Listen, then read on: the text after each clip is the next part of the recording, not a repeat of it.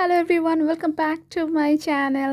আজকে আমি তোমাদেরকে করাবো ক্লাস 2 আমার বইয়ের পাতা 239। 239 পেজে অনেকগুলো ফিল ইন দ্য ব্ল্যাঙ্কস আছে, শূন্যস্থান পূরণ আছে। তো এই শূন্যস্থান পূরণগুলো তোমাদেরকে করতে হবে এমন ওয়ার্ডস দিয়ে যেখানে তোমরা দুটো করে ওয়ার্ডস পাবে, কিন্তু দুটোর সাউন্ড কিন্তু সেম, দুটো শুনতে কিন্তু একই রকম লাগে কিন্তু তাদের মানে আলাদা। তাহলে ওই দুটো ওয়ার্ডসের মধ্যে কোন ওয়ার্ডটা অ্যাপ্রোপ্রিয়েট হবে, কোন ওয়ার্ডটা বসবে, সেটাই আজকে আমি তোমাদেরকে শিখিয়ে দেবো। আর কেনই বা আমরা দুটো ওয়ার্ডের মধ্যে যে সঠিক ওয়ার্ডটাকে কেন আমরা চুজ করলাম সেটাও আজকে আমি তোমাদেরকে বলে দেবো।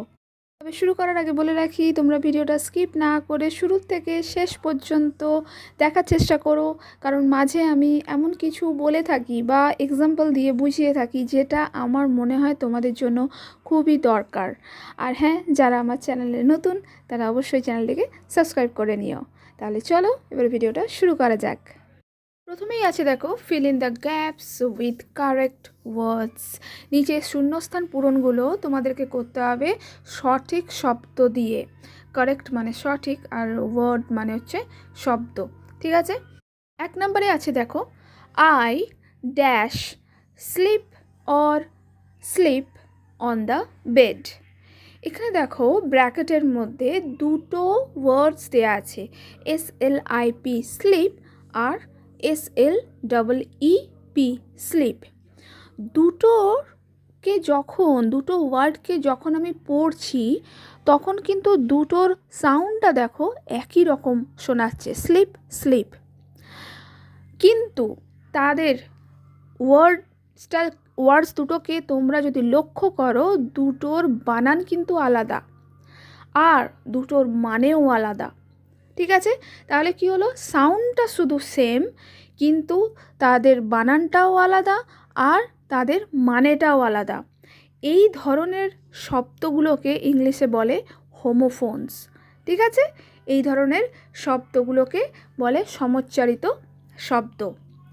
এরপরেই চলো জেনে নিই প্রথমে স্লিপ আর স্লিপ এই দুটোর মানেটা কি। SLIP স্লিপ এর মানে হচ্ছে পিছলে পড়ে যাওয়া। আমরা যখন পা পিছলে পড়ে যাই, সেটা জলেই হোক বা কোনো উঁচু জায়গা, কোনো ঢালু জায়গা থেকেই হোক, ঠিক আছে, যখন আমরা পড়ে যাই সেটাকে বলে স্লিপ। আর SLEEP এই স্লিপটার মানে হলো ঘুমোনো, ঘুম, ঠিক আছে। এরপরে তোমাদেরকে এখানে দেখতে হবে যে কোন ওয়ার্ডটা অ্যাপ্রোপ্রিয়েট। তাহলে ফার্স্টে তোমরা ওয়ার্ডটাকে লক্ষ্য করো, I dash on the bed. তাহলে বেডের মধ্যে আছি, তাহলে নিশ্চয়ই আমরা পিছলে পড়ে যাব না, এর মিনিংটা হবে না।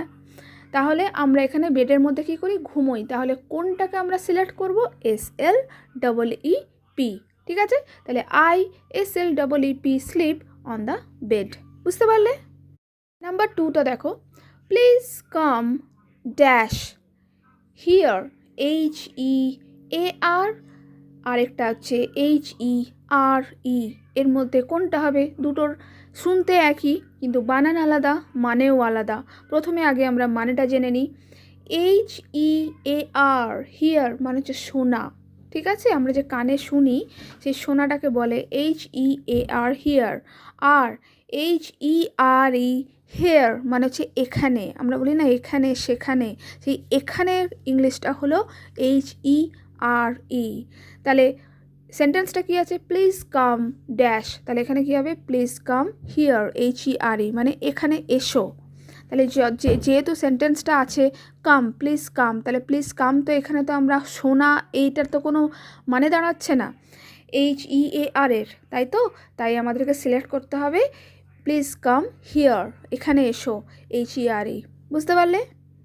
3 নাম্বারটা দেখো, ড্যাশ ব্র্যাকেটে আছে দেয়ার, THERE দেয়ার, আরেকটা হচ্ছে THEIR their are many birds in the sky. মানে কি, স্কাইতে আমরা অনেকগুলো পাখি দেখতে পাচ্ছি বা স্কাইতে অনেকগুলো পাখি উড়ছে, আকাশে অনেকগুলো পাখি আমরা দেখতে পাচ্ছি। তাহলে এখানে প্রথমে আমরা জানি যে ওয়ার্ডসের মিনিংগুলো কী কী। THERE দেয়ার মানে হচ্ছে সেখানে, ঠিক আছে। আর THEIR দেয়ার মানে হচ্ছে তাদের, তাহাদের, আমরা তো বলি তাদের বাড়ি, তো সেইটা হচ্ছে সেই ওয়ার্ডসটা হলো THEIR। তাহলে নিশ্চয়ই এটা এখানে বসবে না, তাদের যে দেয়ারটা সেটা বসবে না, তাহলে কোনটা বসবে, সেখানেরটা বসবে। THERE there are many birds in the sky. Next 4 number এটা দেখো, her dash sun SUN sun SON son reads in class 2। SUN sun মানে হলো সূর্য, আর SON সান মানে হলো ছেলে, পুত্র, ঠিক আছে। তাহলে তার SON নিশ্চয়ই এখানে সান পুত্র হবে, যেহেতু এখানে রিডস ইন ক্লাস 2তে বলছে, তার মানে ক্লাস 2তে পড়ে। তাহলে সূর্য পড়ে এই জিনিসটা তো আর হবে না, তাহলে কোনটা হবে, SON সান, সান মানে হচ্ছে ছেলে, ঠিক আছে, তার ছেলে ক্লাস 2তে পড়ে, বুঝতে পারলে।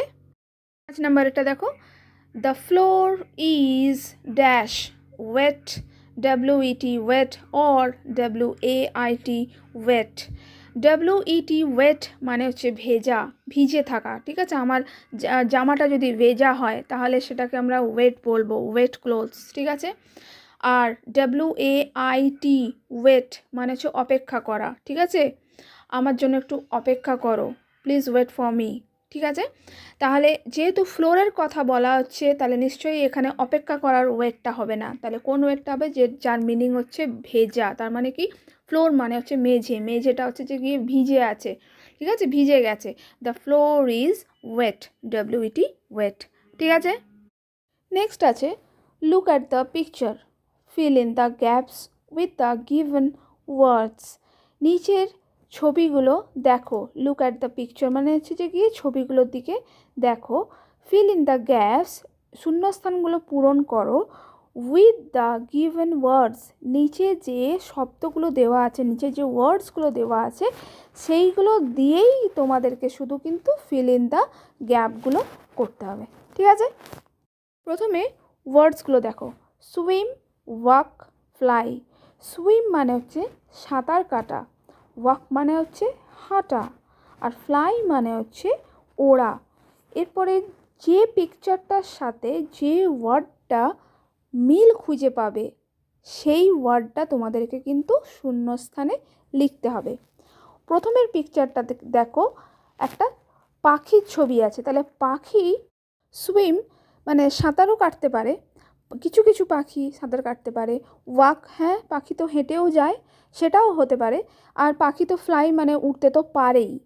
তাই যেহেতু এক্ষেত্রে একটা ড্যাশ দেওয়া আছে, তা সেই জন্য যেটা মোস্ট অ্যাপ্রোপ্রিয়েট সেটা কিন্তু আমাদেরকে লিখতে হবে। তো একটা ড্যাশের জন্য আমরা সাধারণত পাখি উড়ে যায়, ওড়ে এইটা বেশি আমরা ব্যবহার করি, তাই আমরা এখানে কিন্তু ফ্লাই ওয়ার্ডটাকে কিন্তু বসাবো, আ বার্ড ক্যান ফ্লাই, ঠিক আছে। এবার নেক্সট পিকচারটা দেখো, এলিফ্যান্ট, অ্যান এলিফ্যান্ট ক্যান, হাতি কি পারে, হাতি কিন্তু হচ্ছে যে গিয়ে সুইম করতে পারে না, হাতি ফ্লাই করতেও পারে না, উড়তেও পারে না, সাঁতার কাটতেও পারে না। তাই হাতির জন্য কিন্তু শুধু একটা ওয়ার্ডই কিন্তু প্রযোজ্য, যেটা হচ্ছে ওয়াক মানে হাঁটা, তাহলে অ্যান এলিফ্যান্ট ক্যান ওয়াক। 3 নম্বরে দেখো, একটা মানুষের ছবি দেওয়া আছে, আ ম্যান ক্যান, একজন মানুষ কি করতে পারে, সুইম করতে পারে, হাঁটতে পারে, কিন্তু ফ্লাই করতে পারে না। তাই যেহেতু এখানে একটা ড্যাশ আছে, তাই আমরা আইদার সুইম কিংবা ওয়াক এই দুটোর মধ্যে একটা লিখব, আ ম্যান ক্যান ওয়াক, ঠিক আছে। আর লাস্টেরটা দেখো, আ ফিশ ক্যান, একটা মাছ কি করতে পারে, সুইম তো করতেই পারে, ওয়াক করতেও পারে না, ফ্লাই করতেও পারে না, হাঁটতেও পারে না, উড়তেও পারে না। তাই একটাই ওয়ার্ড পড়ে রইল কি, সুইম। তাহলে আমরা কি লিখব, আ ফিশ ক্যান সুইম, একটা মাছ কিন্তু সাঁতার কাটতে পারে, ঠিক আছে। আজকের ভিডিওটা আমার এই পর্যন্তই। আমার ভিডিওটা তোমাদের যদি ভালো লেগে থাকে তাহলে অবশ্যই ভিডিওর তলায় একটা লাইক করে দিও, আর বন্ধুদের সাথে শেয়ার করতে কিন্তু ভুলো না। আর যারা আমার চ্যানেলে নতুন তারা অবশ্যই চ্যানেলটিকে সাবস্ক্রাইব করে নিও, আর সাবস্ক্রাইব লেখা বাটনটির পাশে যে বেল আইকনটি আছে সেটিকেও প্রেস করে রেখো, তাহলে আমি যখন কোনো নতুন ভিডিও পোস্ট করব তার নোটিফিকেশান সবার আগে পেয়ে যাবে। আর তোমাদের বুঝতে যদি কোনো অসুবিধা হয়ে থাকে তোমরা ভিডিওটাকে বারবার দেখো, তাহলেই আমার মনে হয় তোমরা সব বুঝতে পেরে যাবে। তাহলে দেখা হবে আবার নেক্সট ভিডিওতে, and thank you so much for watching this video.